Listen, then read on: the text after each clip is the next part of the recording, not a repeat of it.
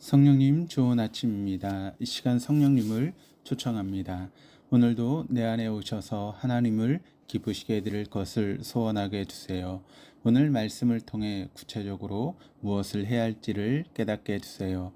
깨달은 것을 삶 속에서 실천할 수 있도록 도와주세요. 아멘. 오늘 함께 나누실 하나님 말씀은 출애굽기 4장 18절에서 31절까지 말씀입니다.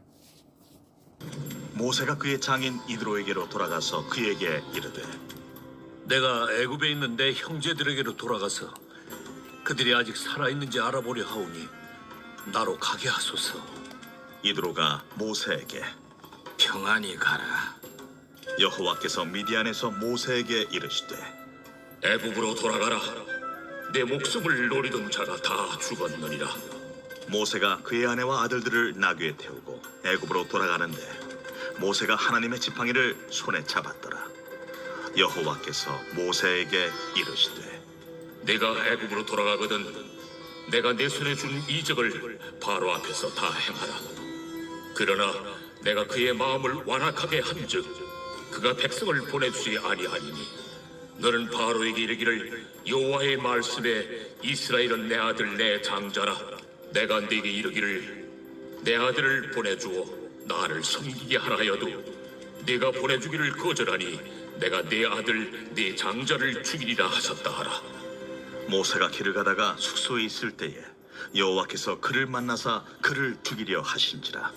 십보라가 돌칼을 가져다가 그의 아들의 포피를 베어 그의 발에 갖다 대며 이르되 당신은 참으로 내게 피 남편이로다. 여호와께서 그를 놓아주시니라. 그때에 십보라가 피난편이라 함은 할례 때문이었더라. 여호와께서 아론에게 이르시되 광야에 가서 모세를 맞으라. 그가 가서 하나님의 산에서 모세를 만나 그에게 입맞추니 모세가 여호와께서 자기에게 분부하여 보내신 모든 말씀과 여호와께서 자기에게 명령하신 모든 이적을 아론에게 알리니라. 모세와 아론이 가서 이스라엘 자손의 모든 장로를 모으고 아론이 여호와께서 모세에게 이르신 모든 말씀을 전하고 그 백성 앞에서 이적을 행하니 백성이 믿으며 여호와께서 이스라엘 자손을 찾으시고 그들의 고난을 살피셨다 함을 듣고 머리 숙여 경배하였더라. 미디안 광야에서 평소 여느 때와 같이 양을 치던 모세는 하나님의 출애굽의 소명을 받았습니다.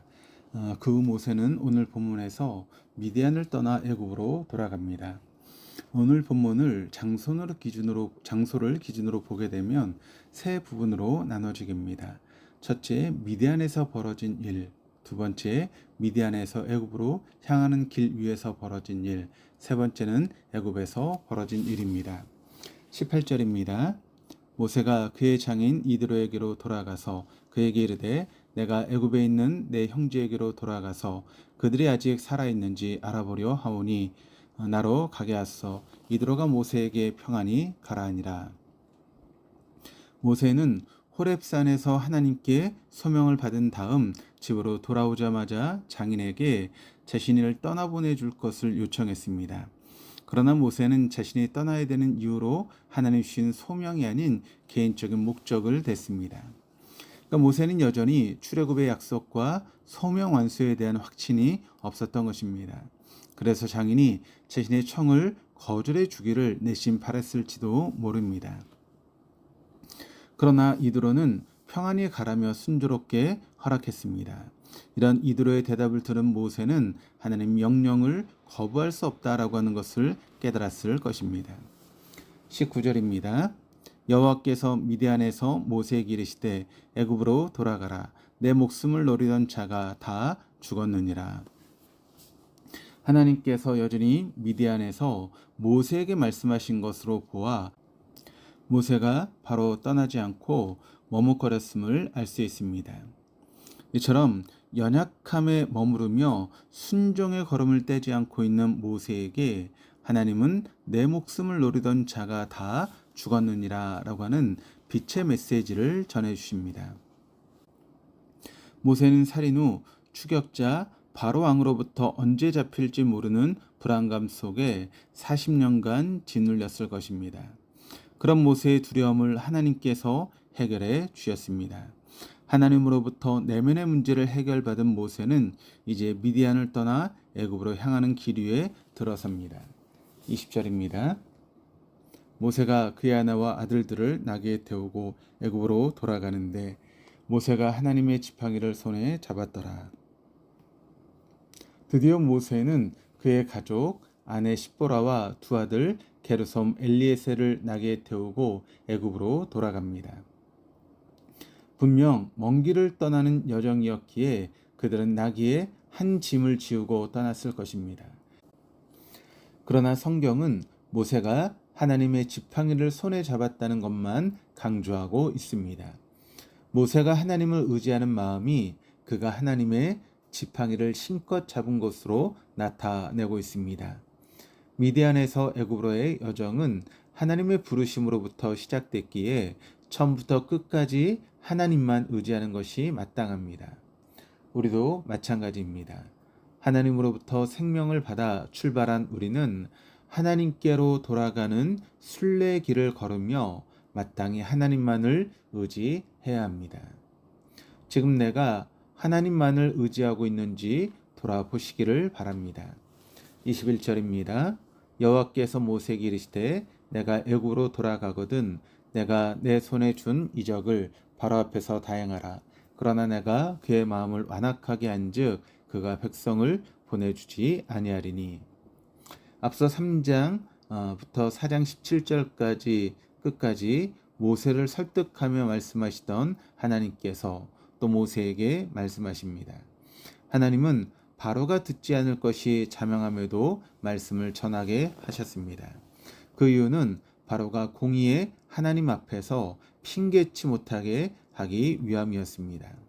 그런데 내가 그의 마음을 완악하게 한즉이라고 하는 구절을 문자 그대로 읽으면 마치 하나님께서 바로의 마음을 강제로 완악하게 하고 심판하시는 것처럼 느껴집니다. 그러나 하나님은 사람의 마음을 강제로 완악하게 하지 않으십니다. 이는 바로가 스스로 악한 일을 저지르려고 할 때 그를 내버려 두시겠다라고 하는 뜻입니다. 이런 하나님의 내버려 두심을 두려워하여 회개 기도를 드렸던 사람이 있습니다. 바로 다윗입니다. 시편 51편 11절 말씀을 보시면 나를 주 앞에서 쫓아내지 마시며 주의 성령을 내게서 거두지 마소서. 다윗은 하나님 앞에서 마음이 딱딱해져 자신이 하나님으로부터 멀어질까 두려워 기도했습니다. 이렇게 앞으로 일어날 일을 말씀하신 하나님은 연이어 모세가 바로에게 전해야 될 기본 메시지 4가지를 말씀해 주십니다. 22절에서 23절입니다.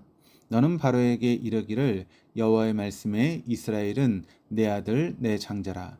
내가 내게 이르기를 내 아들을 보내주어 나를 섬기게 하라 하여도 내가 보내주기를 거절하니 내가 내 아들 내 장자를 죽이리라 하셨다라 하시니라. 하나님은 앞서 12절에 약속하신 대로 모세에게 무엇을 말해야 할지 가르쳐 주셨습니다. 4가지 기본 메시지 중에 첫 번째는 여호와의 말씀에, 즉 바로에게 여호와 하나님의 이름을 알리려고 하는 것이었습니다. 두 번째는 이스라엘은 내 아들 내 장자라, 즉 여호와 하나님과 이스라엘의 관계를 알리는 것이었습니다. 이스라엘은 하나님 앞에서 장자, 곧 특별한 자였습니다. 근동 지역에서 장자는 다른 자녀보다 유산을 2배 상속받았고 가족을 대표하는 자였기에 식탁 상석에 앉은 특별 대우를 받았습니다. 이스라엘이 하나님의 장자가 되기 위해서 노력한 것은 아무것도 없었습니다. 그저 하나님께서 일방적으로 이스라엘을 사랑하셔서 그들을 장자로 선택하셨습니다. 우리도 우리의 노력 때문에 하나님의 자녀가 된 것이 아닙니다. 하나님께서 우리를 일방적으로 사랑하셔서 우리가 하나님의 자녀가 되었습니다. 이스라엘도 우리도 하나님의 은혜를 받은 것입니다. 하나님께서 말씀하신 기본 메시지 3번째는 내 아들을 보내주어 나를 섬기게 하라.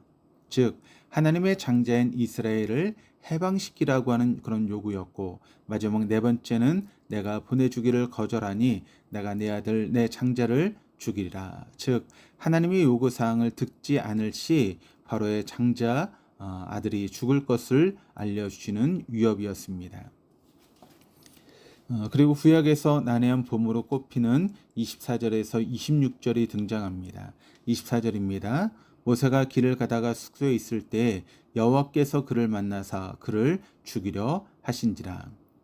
하나님 이번에 또다시 모세 인생에 개입하십니다. 그런데 이번에는 그를 죽이려는 모습으로 등장하십니다. 여기서 만나다라고 하는 단어는 단순한 만남을 넘어 돌격하다, 덤벼들다의 뜻을 포함하고 있습니다. 즉 하나님께서 우연히 모세를 만난 것이 아니라 분명한 목적을 갖고 찾아오신 것입니다. 그리고 하나님의 찾아오심이 모세를 죽이려는, 즉 심판하는 모습으로 나타난 것은 모세가 주의 자리에 머물러 있었다라고 하는 것을 뜻합니다. 25절, 26절입니다.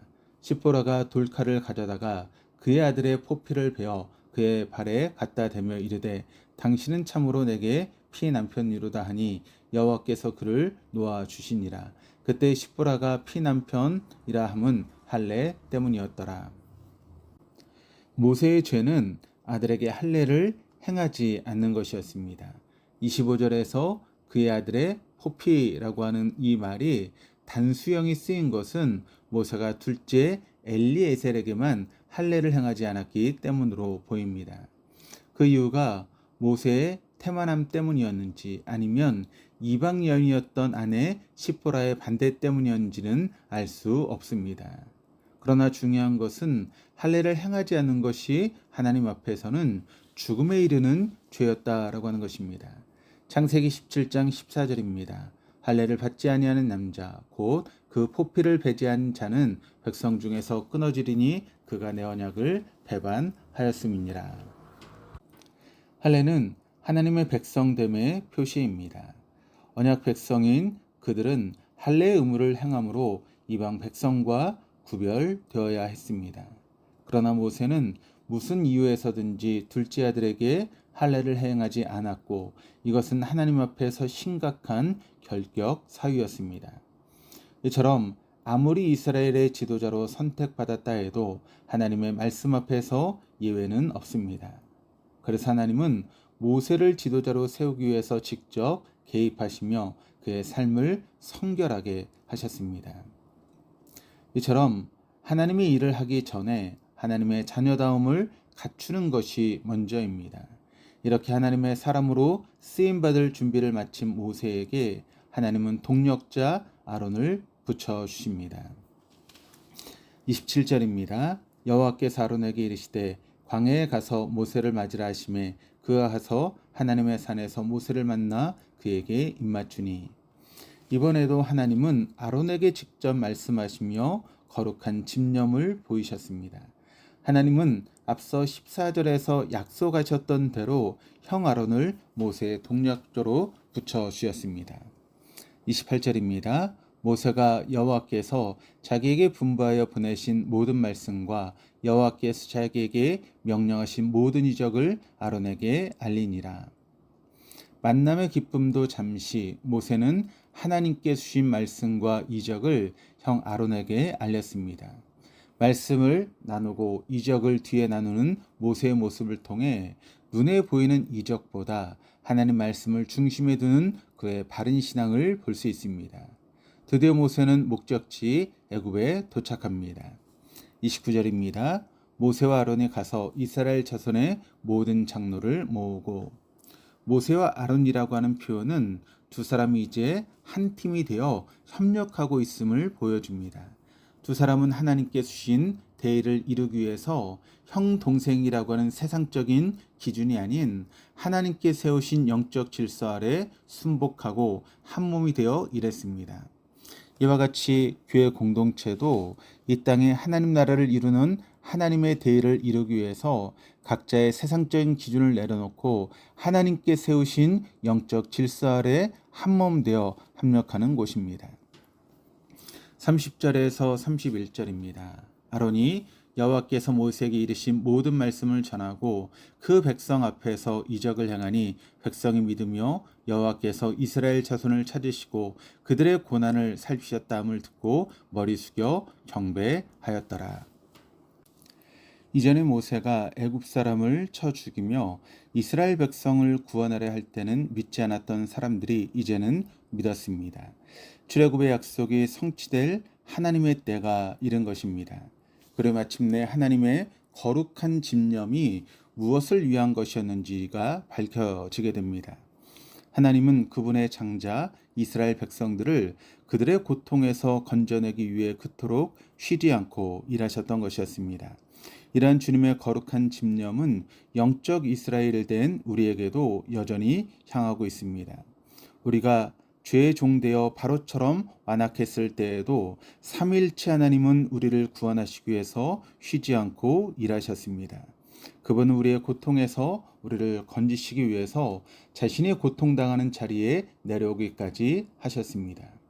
그럼에도 우리 마음이 그런 하나님을 의지하지 않고 세상의 그 무엇 우상을 원하고 있지는 않습니까? 우리를 위해 십자가를 참으신 주님을 의지하지 않는다면 세상에서 대체 무엇을 의지할 수 있겠습니까? 세상 그 누구도 우리를 몰라주고 우리의 고통에 관심을 기울이지 않았다 하더라도 만물보다 크신 하나님의 손은 지금도 우리를 힘껏 붙들고 계십니다.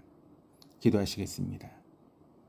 우리를 구원하기 위해 지금도 쉬지 않고 일하시는 하나님을 찬양합니다. 자기 아들을 십자가에 매달기까지 연결고리를 만들어 우리를 하나님 자신에게로 인도해 주신 큰 은혜를 감사드립니다. 우리를 창조하고 구원하신 하나님을 의지하지 않고 세상의 그 무엇 우상을 의지하던 부끄러운 마음을 이 시간 회개합니다. 이제는 눈을 들어 하나님의 은혜를 바라보고 하나님 앞에 우리의 온 삶을 꿀려 하나님만 경배하며 살기를 소망합니다. 우리와 하나님 사이에 연결고리 되어 주신 예수 그리스도의 이름으로 기도드립니다. 아멘.